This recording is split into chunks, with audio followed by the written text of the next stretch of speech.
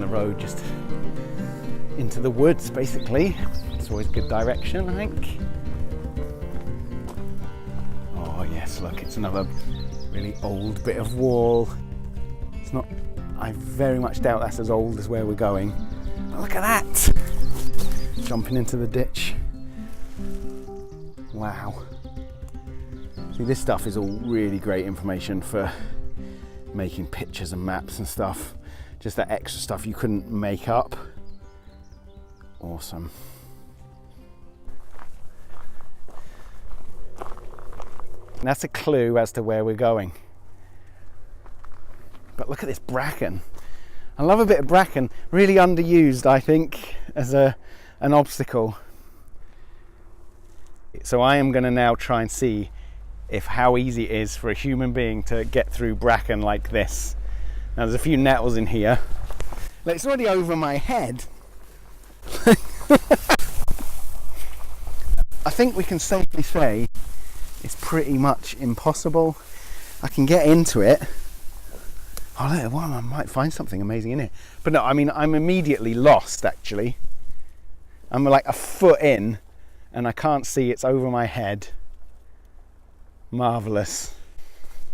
Okay. Well, this is looking awesome. Look at this. So, great path through, obviously, what was forested, but it's recently been felled. I always find this stuff like super atmospheric, and just from the point of view of artwork, those parallel lines of those trees, that's really good graphically. It's interesting, they always leave some trees. They clear the place, but then they leave some. I don't know why that is. I'll have to ask around. Right, wow, this is a right old desolation we're going through now. Wow, well, you can see the Oakle Hills again. If you saw my previous video, you might recognise them. That's from a slightly different angle, slightly closer. Right, let's keep going. See what's up here. I love this stuff where you're getting a mix of texture and different surfaces. Oh, and of course the old classic of roots over rocks. But look at that. That's just out in the wild, like here. You just get brilliant compositions. Look at that green bracken and the roots and the pine needles, and I mean this is all kind of a mixture of stuff. Mostly pine needles, but a lot of chippings and stuff from the trees being felled. But yeah, great stuff. Right, we're carrying on.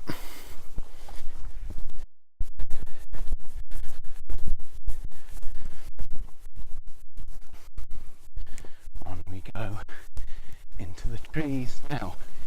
We're kind of getting higher.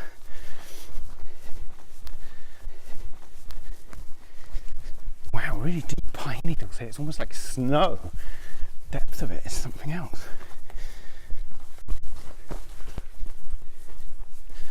Another kind of artwork note is I really like where you get lighter areas behind darker areas. That's really good for composition. So there's a big sort of light patch over there, but it's darker where we are, and that's what gives you sort of layers up your images. Overlapping is really good. Wow, look at this, right? So this tree's gone over, and look, it was growing on those massive rocks. Amazingly shallow roots those pine trees have. I guess if you're a pine tree in the middle of a load of other pine trees, you don't necessarily need masses of roots going straight down, and especially if you're going on top of a rock like that. Wow, very green, eh? Look, wait a minute, look, here's another clue behind this tree that perhaps we're going the right way. As the ranger of the group, I'll use my skills. Look, it's a clue that no backwoodsman other than myself, the finest track of the age, could recognise. Tappoch Broch, this way, onwards. Okay, it's a fork in the path. I reckon this one is going up the way, and from some photos I've seen, this looks like maybe this is definitely where we need to be going. Okay, Wow, the site is super overgrown just now.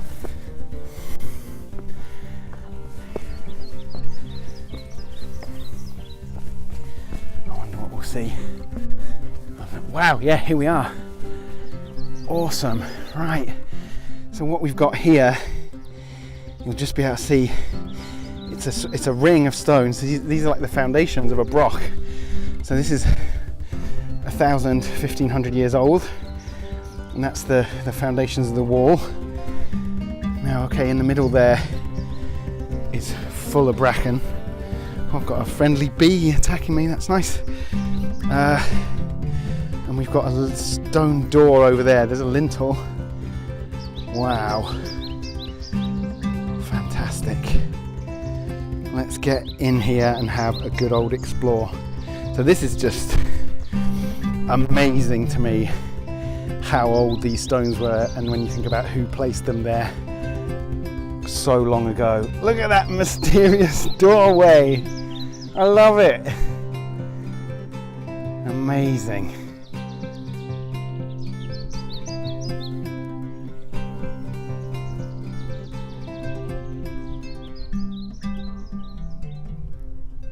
This is pretty amazing stuff. Look at that. I mean, that is a proper Dark Ages broch. Double lintel there. Now, obviously getting in a bit lower, it's harder to see everything. The walls are at their highest there, and then they go down. What I'm going to do is just jump in here. I shall bring you with me, and we shall see how deep it goes. So here we go, down some stones. Now, I gather from my reading there are some carved stones in here somewhere. We will see if we can find them. I've also read quite a lot of reports that say they couldn't find the stones, the carved stones. Right, I'm just turning right immediately because I want to get to the base of the wall I was just showing you. Okay. There's a whole bunch of these I've read. These kind of niches, which is pretty awesome. Oh, look, and another one down there that's thoughtfully put a broken bottle in, but hey, I'm sure that's not an original feature. But you do wonder what's down there. Amazing. So, yeah, trying to find the ground. It's very hard, so much ground cover, but the walls, I would say it's about 6 foot deep to this first sort of top, and then there's an extra course up there. Okay, moving back in. Let's head towards this door. Excuse my shaky cam footage. The footings here are very uncertain. There's a lot of stones. I mean, this is amazing though, isn't it? Look at these old stones. Now, so we've got these two entrances. Let's check out this original one. So this is the one that comes in through that trench, and this, I gather, is the entrance to the broch itself. Cool bracken and stuff. Let's see what we can find. Hello, bee. Look at that bracken, it's such beautiful colours. Wow. But yeah, look at that lintel, that's a pretty serious piece of stone that's been there for 1,000, 1,500 years. Wow, look at that. Amazing. So I wonder how far we can get down this trench.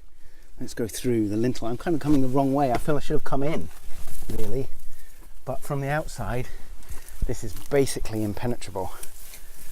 Yeah, as I was talking about earlier with the old bracken, you're not going to get very far through this. Okay, so going back in. Here's the doorway. I like these, this died off foliage. I'm going to remember that. That's cool to put in ruins and stuff. That just adds another level. Let's check out some, while we're doing artistic reference, let's check out some texture there. Again, like died off seasons of growth. Cool. Probably couldn't make that up unless you were very clever, and I'm not. So I prefer to get out here and have a look. Now, yeah, let's see, is there any carvings on these lintels? There's some kind of pock marks, but I don't think they're carved, they're too small. Right, so we come out here. into this, back into the big circular area. And let's investigate this other doorway. Now, in the middle here, look, see the locals obviously come up here and have fires. I gather there was, when they first excavated it 2 centuries ago, actually in the 1800s, they did find remains of a fire in the centre. Now, who knows how old that was? I mean, that could have been from any time, not necessarily the original Broch inhabitants. So, a Broch, by the way, is an ancient Pictish fortification community centre. Very tall. They look a bit like power station cooling towers. They're a sort of funnel shape. Very, very broad walls at the base. Double-skinned walls, typically. But anyway, look that up on Google. I'm going through here. Now, look at these lintels, these double lintels. Again, let's get a bit of texture there. Look at all that. Amazing. Beautiful. Let's get inside. Now, I haven't been in here, so I'm quite excited and a little bit nervous. What are we going to find? Oh, there's a great big stone. Do we think that was carved? Nah. Oh, look, carved. There we go. RN. Probably circa 1978. Punk's not dead. Let's have a look in here. Oh wow, so this actually overhangs here. See if I can shade my lens a little bit. So we turn a corner 90 degrees and this is actually overhanging. Let me get in the shade. Oh, and here we go. We've got some steps. Now, double-skinned Broch, so this would be inside the walls, and this, in theory, would have gone all the way up to the top. Obviously, there's nothing like the height it used to have here. But amazing, look at these steps. Wow, these are some pretty old steps. Now, I've read the Victorian survey of this place, so we'll take a look at that in a little bit. Now, there were 12 steps at the Victorian dig. So let's have a look. Do we think that counts as a step? Let's vote that that does count as a step. So we've got 1, 2, 3, 4, 5, 6, 7, 8, 9. There's only 9. So I wonder what's been lost along the way. I'm being distracted by a cobweb there. That's pretty cool. Oh, what's that? Oh, a frog. Hello, frog. It's the Broch frog. I'm glad I didn't step on him. What you doing, little guy? There's a frog. Now that's funny because the other day I was thinking, I've never written anything about frogs. Yo, froggy. Look at him. Yeah, obviously it's very cool and damp down here. So yeah, I wonder if there's any more. This is where I find out there's like hundreds of them and it all goes really sinister. Okay, so that is the basics of the place. We'll get the drone up. Nice.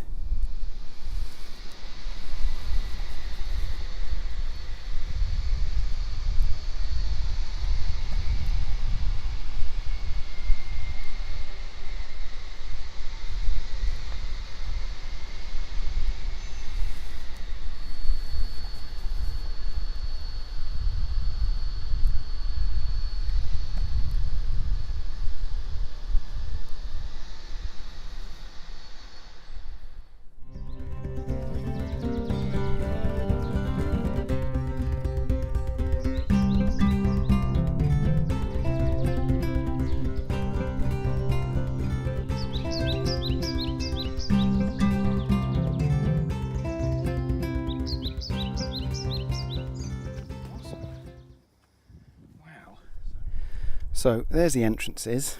I've come up on the other side, and if we kind of pan round, you can see down there the land just drops away. Again, the Victorian survey mentioned cliffs near the site, and I was like, there's no cliffs near here.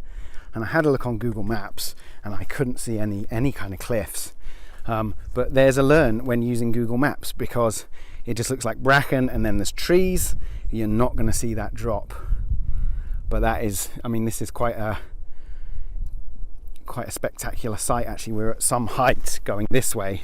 The land slopes up to here but it's totally dominating this area. I mean, if these trees weren't here, and I suspect they weren't when it was built, it would be quite the place. Now totally surrounded by trees. Amazing. So this I brought with me is a printout of notes on the excavation of an ancient building at Tappoch in the Torwood parish of Dunipace, county of Stirling, by Colonel Joseph Dundas of Carronhall, FSA.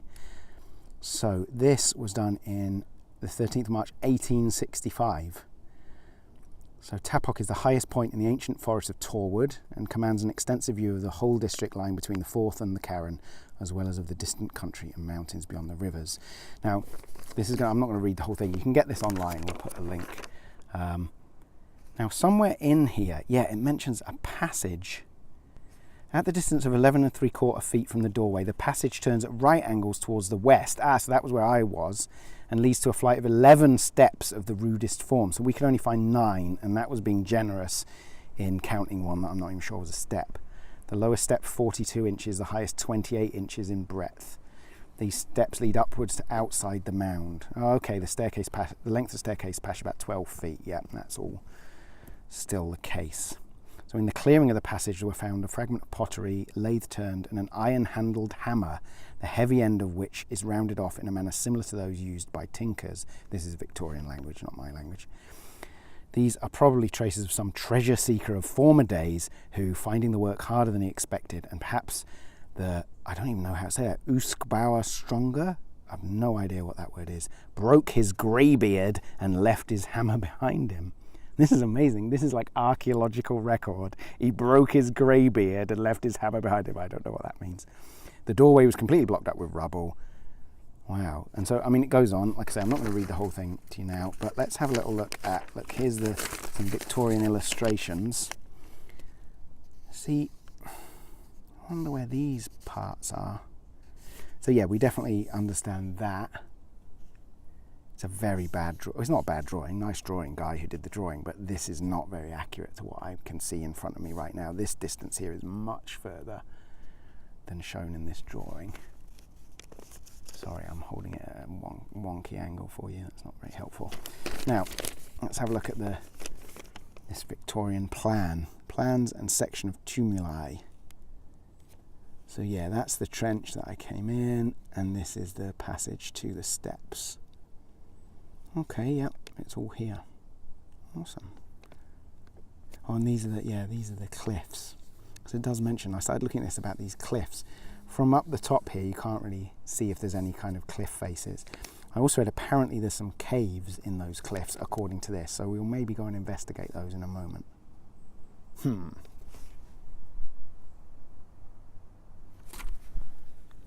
So let's take a look. I'm going south of the site here, down this rather precarious looking path, because I am intrigued by these Victorian drawings that show cliffs down here. I am going with due care because somewhere through this undergrowth is the edge of a cliff. And you know, much as I'm one for enjoying the edge of a cliff, I'd rather view it from above rather than in mid-air. Look at that, that's great, isn't it? So okay, I think we can safely say we found the cliff. What an amazing tree. That is an amazing tree. I would call that a John Howe kind of tree. It's got bonkers roots. It's like, not because I think John Howe's got bonkers roots, because I think he does trees like this. And it's got like crazy sideways branch. Wow. Okay, let me see. I'm going to go this way and then turn back and see if I can get a good view of the cliffs. Yeah, there we go. Now, I think this Victorian survey has bigged up these cliffs a bit. They say they're 100 feet. I've done quite a lot of cliff climbing in my time, and I would not say these were 100 feet. But do you know what? That looks like a cave down there. Right, scratch that. I'm pretty certain that is a cave, but there ain't no getting down to it with all of my body parts intact. So it was a nice idea to go down to that, what very much looks like a cave. but I want to live. Just checking to see, yeah, the cliff goes off some way that way. I'll bring it round. Yep, that overhanging bit, it looks very much like there's an aperture in the cliff there. Unfortunately, I don't love you enough to climb down a cliff without any equipment. I'm back down in the middle again. I'm going to have a bit of an explore, see what we can see. Still poking around, seeing if I can see any carved stones. Not so far. Wow, I'm really up to my eyeballs in bracken now. Let's see if I can make it to this far wall here. Oh wow, some very some pretty sharp edged stones underneath the bracken. Got to go steady. You certainly couldn't charge through all of this. Should you be an adventurer desperately charging down some orcs or what have you, you would not want to run through this. You just couldn't, and you would do yourself an absolute mischief trying. Yeah, let's have a look over here now. There's quite a sort of beaten track here, so I wonder. Now, yeah, look, here's those niches that were in the Victorian drawings. Look at these stones. I can't get over how amazing it is that somebody. So this is 1,000, 1,500 years old. There's no real date for it, but it's from that era. But the person or the people who placed these stones so long ago. Incredible. Now, earlier on, I thought I heard some sort of hopping about in the undergrowth, and I thought, don't be stupid. But I reckon it's frogs. I think this place is absolutely full of frogs. Wow. So yeah, what can we see to the back of any of these niches? What's in there? That's a beautiful piece of footage. That's amazing. Oh, it joins up to the other one. Okay, so we can see the back of that. Oh wow, hang on. These are kind of, these do all join up, and there's kind of light coming in from all sorts of angles. Spider web there. Really must do a spider haunted ruin at some point. There's the view back across, you can see base camp I've set up there. Wow. Beautiful stuff, what a beautiful place.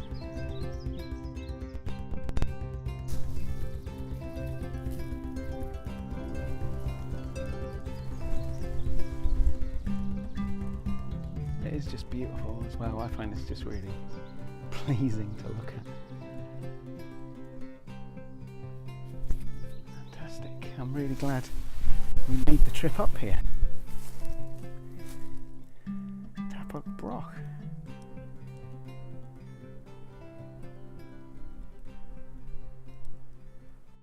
Yeah, that's Tappoch Broch. I'm really glad we came out this way. It was amazing to find it on the map. So close to where I live. I had no idea that lowland brochs even existed, actually. I thought it was all up in the Highlands. But here we are in lowland Scotland, central region, and the footings of a broch. Amazing. I hope you've enjoyed looking around as much as I have. To be honest, I doubt it. I've had an absolute brilliant time.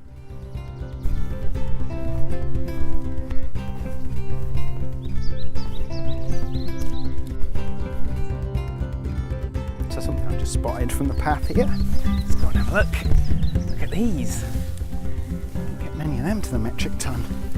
Wow. Mushrooms with lichen growing on them. Look at those bad boys.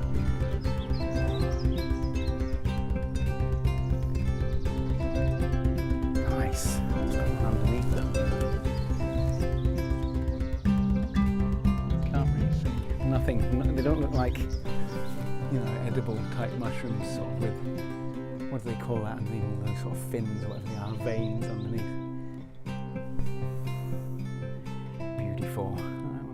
peel.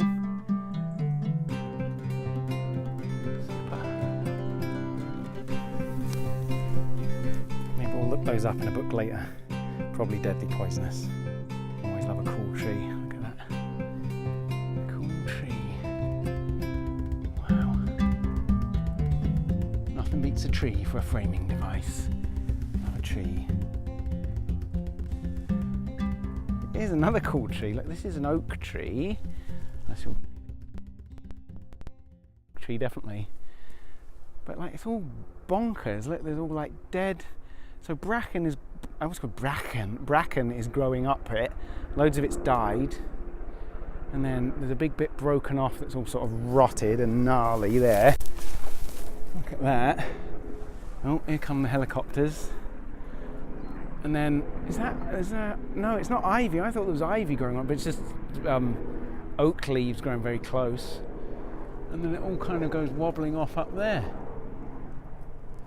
Wow, what a bonkers tree. Well done, tree. If you drew that, no one would believe it. Look at that through there. I thought, what's those strange pipes?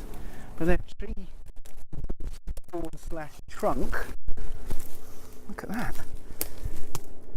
And why that is because this pine tree, pine tree, is growing on top of loads of rocks. So it sort of draped itself over these enormous rocks here. Slightly distracted, I just saw a big massive load of bees who perhaps live in the base of this. No, I think they're just bumblebees. Friendly bumblebees. There's another fallen tree. There's a kind of strangely lit up load of dead growth off a pine tree. It's full of wonders. Look on the back of the bonkers oak tree. Look, there's some lovely fungus growing there. Look at that. And maybe we'll have a think about fungi for future reference. Got all that sort of lichen and cobwebs and gnarliness. Look at this. Another within about 10 feet. Well, more like about 35 feet. There's like bonkers trees. Look at this sort of dead skeleton hand of a tree. Look at that. What would that mean if you saw loads of those in a sort of thriving woodland in a circle around the ruins of a broch? That would be good, wouldn't it? That'd mean something. That'd mean something to a wily ranger of the wild. Look, there's the cave. It's all out here. You've just got to go outside if you happen to live in a really fantastic bit of Scotland. Amazing. It's a world of wonder. Do you know, when I was, I'll talk while I'm walking. It's an amazing story from my art school days where I had a tutor. She is still an exhibiting artist. I don't know, she is an exhibiting artist. Susan O'Hare. And by George, she was tough.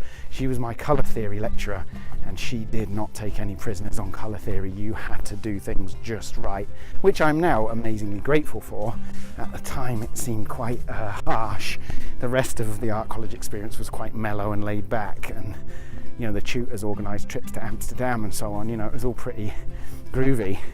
But Susan did not suffer fools at all. She always said, you can make a mistake once, that's fine, but you must never make it again, which seemed a little bit on the harsh side. I thought, oh, I just fell down in like a hole. But I thought it was a bit harsh given we were like 19 at the time. But anyway, the point was, she had this big theory, and all her practice, all her artwork was quite sort of science-based and colour theory-based. But she had a big theory that artists were seers in terms of the connection between the verb to see, a seer, and the archaic kind of, you know, wizard visionary stuff. And a seer, and a person who sees the outside, is also kind of capable of seeing the inside. And I always think about that when I come out, particularly on these kind of trips. I think, because I see all this stuff and I get really excited about it. Look, and I'm constantly distracted by mad things that I just think are brilliant. And it's what really just floats my boat, you know, and it's what it's all about as far as I'm concerned. But I always think of Susan and her idea that artists are seers. I like it obviously because it makes it sound like I'm some kind of wizard, which is good, right? I mean, who wouldn't want to be a wizard? Barbarians actually wouldn't want to be a wizard. Look, I almost got to a punchline. Yay. It's the Uphill Hills again.